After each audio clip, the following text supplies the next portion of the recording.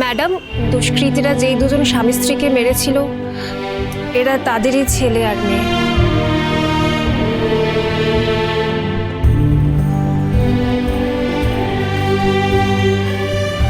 নমস্কার ম্যাডাম, আমি আর আমার ভাই আমাদের এক দুঃসম্পর্কের জ্যাঠার কাছে গিয়েছিলাম চাকরির জন্য। আমার সেটা হলো না।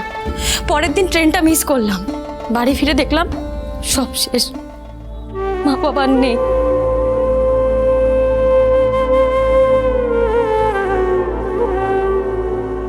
একটা লোক ছিল পরিবারে যে শুধুমাত্র ইনকাম করতো। বাড়ি ভাড়া দিতে পারিনি দেখে বাড়ির মালিকটা ঘাট ধাক্কা দিয়ে বার করে দিল। আমাদের যাওয়ার সত্যিকার আর কোনো জায়গা নেই। দুটো দিন কোনে ঠান্ডায় এইভাবে আমরা দুজন ঘুরে বেড়াচ্ছি।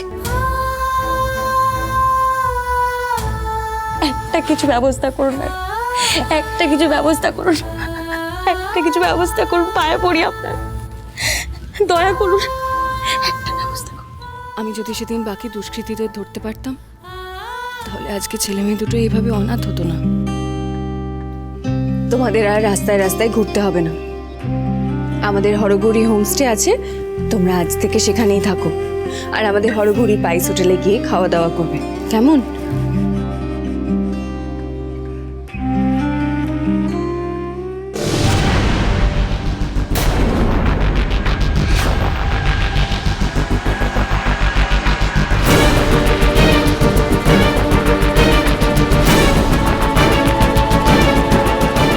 ইসমাত মেয়ে, শোনো, বলছি এর আগেও তো দেখেছো হোমস্টেতে লোক রেখে আমরা কি বিপদে পড়েছি। তুমি হুট করে ওদেরকে হোমস্টেতে থাকতে বলে দিলে। চেনা নেই, জানা নেই। তোমরা তো নিজেরাই পুলিশ থেকে বলো যে অচেনা অজানা লোক বাড়িতে ঢোকাতে নেই, আর তুমি সেটাই করছো। আন্টি, আমার ডিপার্টমেন্টের লোকেরা যখন এদেরকে নিয়ে এসেছে তখন নিশ্চয়ই সব জেনে বুঝেই নিয়ে এসেছে। দিদি ভাইয়ের ওপর দিয়ে যা গেল, আমার এখন বাইরের লোককে বিশ্বাস করতে অসুবিধে হয়। আবার যদি বাচ্চাটার কোনো বিপদ হয়,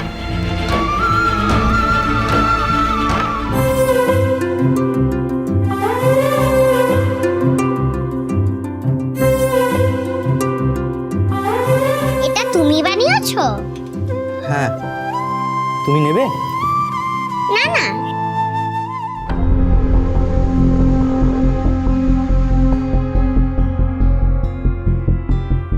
নাও না, আমি দিচ্ছি, নাও।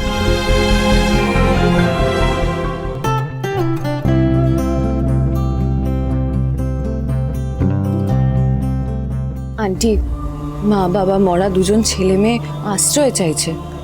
আমি ওদেরকে কি করে বারণ করি বলো তো? আমি যদি আজকে ওদেরকে এখানে থাকতে না দিই, বাড়ি থেকে বের করে দিই, তাহলে ওরা দুজন সারা জীবনেও আর কোনোদিনও কাউকে ভরসা করতে পারবে না। এই বয়সী একটা মেয়ের তো রাস্তায় রাস্তায় থাকাও উচিত নয়, তাই না আন্টি বলো?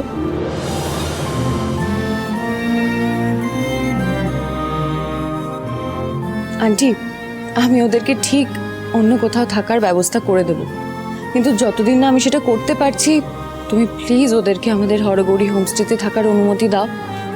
আন্টি, মা বাবা মারা যাওয়ার পর আমি যখন বিয়ে হয়ে এই বাড়িতে এসেছিলাম, তোমাকে আর আঙ্কেলকে পেয়েছিলাম। আমার মা বাবার শূন্যস্থানটা ভরাট হয়েছিল। তাহলে ওরাও না হয় আমাদের মধ্যে থেকে একটু ওদের মা বাবার হারানোর শোকটা ভুলে থাকুক।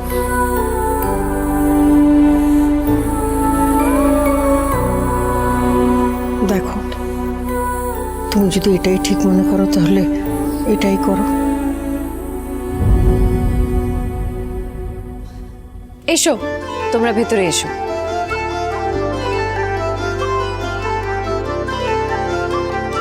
দি, হায় বাবা।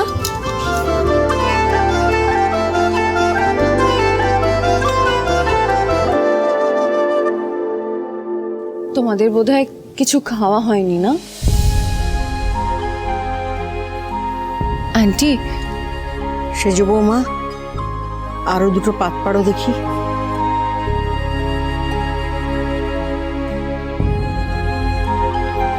এ কি, না না, আমায় প্রণাম করতে হবে না।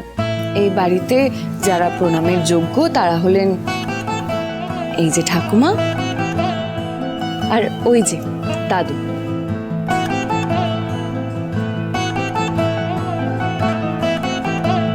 থাক মা, থাক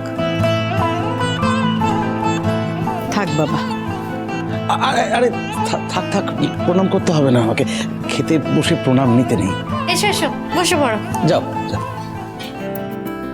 দি গুবলু, এই তোরাও আয় তো, বস বস বস, বাবার পাশে বসে পড় যা।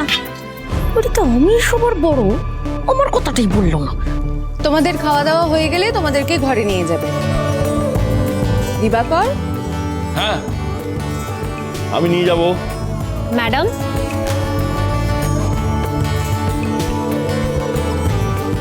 ম্যাডাম আপনার মন অনেক বড়, কি বলবো ভাষাই খুঁজে পাচ্ছি না। সত্যি ম্যাডাম, অনেক অফিসারকে দেখেছি, কিন্তু আপনার মতো অফিসার দেখিনি। এই যোগটা কিন্তু আমার ভালো লাগলো না। যাও, সাবধানে যাও।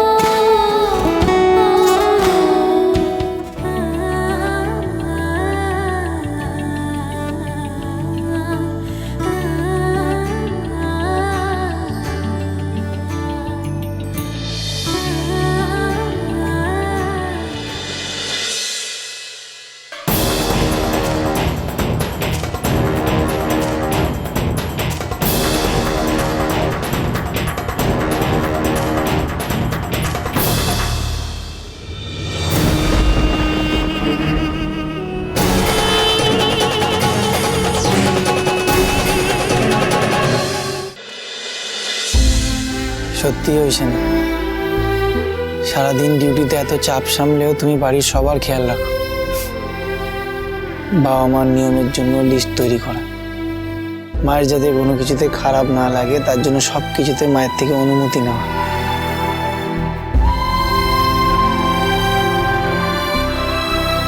ঐশানী,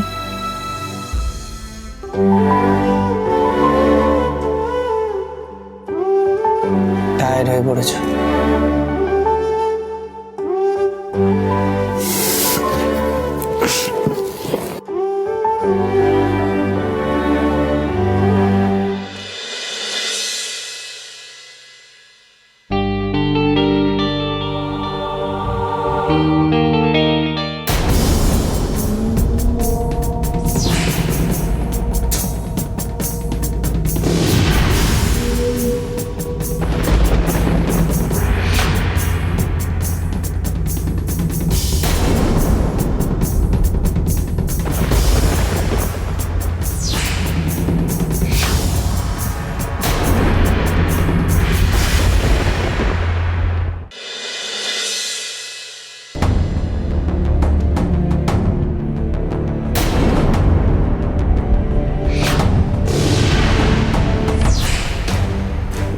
ধি ধি ধি, ঐশানী ঐশানী তাড়াতাড়ি ওঠো। ধি ঘরে নেই। নেই মানে? ধি দি ধি দি ধি দি